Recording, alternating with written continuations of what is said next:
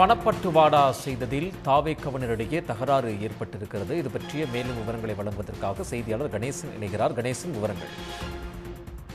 நிச்சயமாக திருப்பத்தூர் சட்டமன்ற தொகுதியில் தாவேக சார்பில் மருத்துவர் திருப்பதி என்பவர் போட்டியிடுகிறார். இவர் ஏற்கனவே அதிமுகவில் 20 ஆண்டு காலமாக அதிமுகவில் இருந்தவர். அவருக்கு சீட் கொடுக்க மறுக்கப்பட்டதால் திடீரென தாவேகவில் இருந்து திருப்பத்தூர் சட்டமன்ற தொகுதிக்கு தற்போது வேட்பாளராக அறிவிக்கப்பட்டு தாவேக சார்பில் போட்டியிட்டு வருகிறார். இந்த நிலையில் தாவேக சார்பில் தேர்தல் நெருங்கி வரும் சூழலில் 2 நாட்களே உள்ள நிலையில் தற்போது தாவேக சார்பில் திருப்பத்தூர் சட்டமன்ற தொகுதி முழுவதும் 500 ரூபாய் பணம் பட்டுவாடா செய்யப்பட்டு வருகிறது.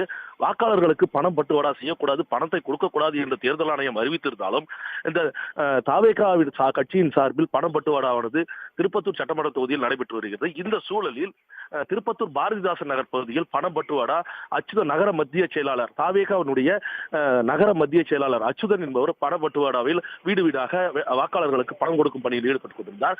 அப்போது ஆம்பூர் திருப்பத்தூர் பகுதியை சேர்ந்த ஆம்பூர் மாவட்ட செயலாளர் நவீன் மற்றும் அவரது தம்பியான அருண் என்பவர் இருவரும் ஏன் இந்த பகுதியில் பணம் பட்டுவாடா செய்கிறீர்கள், யார் கேட்டு இங்கு செய்கிறீர்கள், ஏன் என்ன மாவட்ட செயலாளர் என்று அழைக்கவில்லை என்று அவர்களிடத்தில் தகராறு ஏற்பட்டுள்ளார். இதில் ஒருவரை ஒருவர் சராமரியாக தாக்கிக் கொண்டுள்ளனர். தாக்குதலில் அச்சுதன் படுகாயமடைந்து திருப்பத்தூர் அரசு மருத்துவமனையில் அனுமதிக்கப்பட்டுள்ளார்.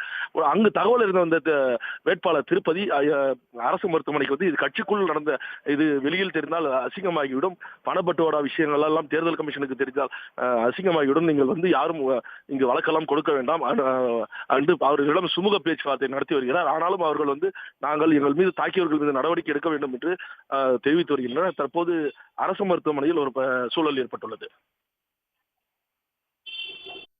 கணேஷ், தகவல்களுக்கு நன்றி.